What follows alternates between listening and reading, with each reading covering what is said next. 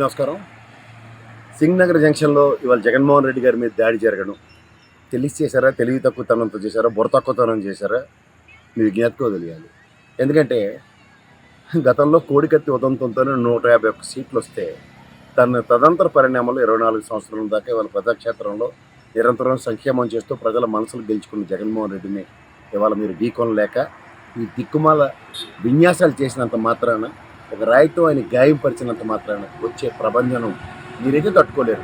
ఎందుకంటే మీ చేతకంతాను ఆల్రెడీ 2019లోనే 151 స్థానాలు జగన్మోహన్ రెడ్డి గారికి సమర్పించుకున్నప్పుడే మీ యొక్క నిస్సహాయ స్థితి, ప్రజాస్వామ్యంలో మీ కపటం లేకుండా పనిచేయడంలో మీ నిస్వార్థత ప్రజలకి బ్రహ్మాండంగా తెలిసింది.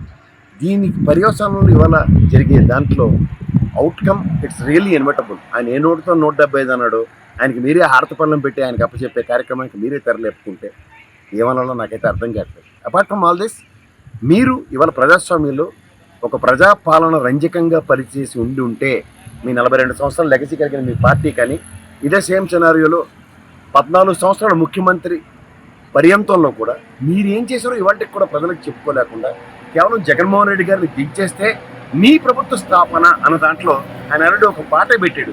ఏది, జనులు హృదయాలు గ్రహించుకుంటే నేను ప్రభుత్వంలో అధికారంలో సాగలను, నాకు మీరే ముఖ్యం అన్న కుదంతంతో ఆయన పాట పాడుతుంటే కూడా దాని అర్థం పరమార్థం కూడా తెలియకుండా మీరు ఇవాళ చేస్తున్న ఒక వికృత రాజకీయ క్రీడకి మీ అంతటా మీరు తెరలేపుకుంటే దాని పర్యవసానాలు మీకు తెలిసి చేస్తున్నారో తెలియక చేస్తున్నారో నాకైతే అర్థం కావట్లేదు. ఎందుకంటే ఒక ట్రాప్లో పడి ఉన్నారు.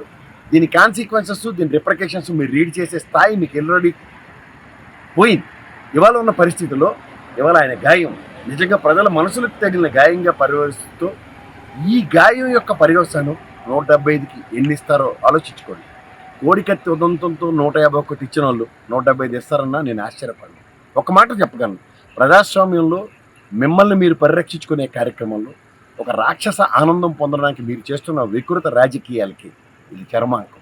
ఎందుకంటే శాశ్వత ప్రయోజనాలు, దీర్ఘకాలిక ప్రయోజనాలు ఆలోచించే రాజకీయ పార్టీలను చూసాం.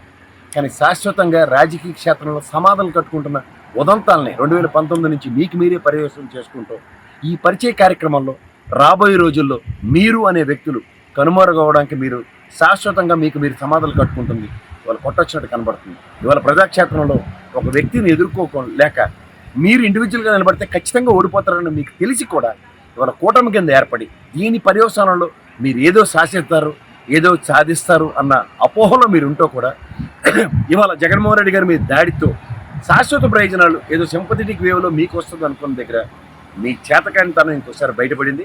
దీని పర్యవసానం మీరు అనే వ్యక్తులు చరిత్రలో గతంలో తెలుగుదేశం ఉండేదట, జనసేన పార్టీ 10 ఏళ్ళ ప్రస్థానంలో క్షేత్రస్థాయిలో పార్టీని కూడా నిర్మించుకోలేదట అన్న తాగుణితానికి పరిసమాప్తం అవుతారు. ఆల్రెడీ బీజేపీ పార్టీ దానికి 0.84 ఇచ్చి ప్రభుత్వం మీద ప్రజలకు ఉన్న వ్యతిరేకతని దేశ స్థాయిలో ప్రదర్శించలేకపోయినా రాష్ట్ర స్థాయిలో 0.84 ఓటు వచ్చి 100 కన్నా తక్కువ ఓట్లతో వాళ్ళ జీవితం చర్మాంకం పాడిన తర్వాత కూడా మీ చేతకాంతనానికి వాళ్ళతో పొత్తులు పెట్టుకుని వాళ్ళ ఎన్డీఏ కూటమి కింద మీరు వచ్చి ఏదో సాధిస్తారన్న దగ్గర మీ ఫ్రస్ట్రేషన్, ఈ ఫ్రస్ట్రేటివ్ పాలిటిక్స్లో మీ నిస్సహాయత, మీరు ఏమీ చేయలేరన్న విషయం ఇంకొకసారి ఈ రాళ్ల దాడితో తేటతెల్లమైంది.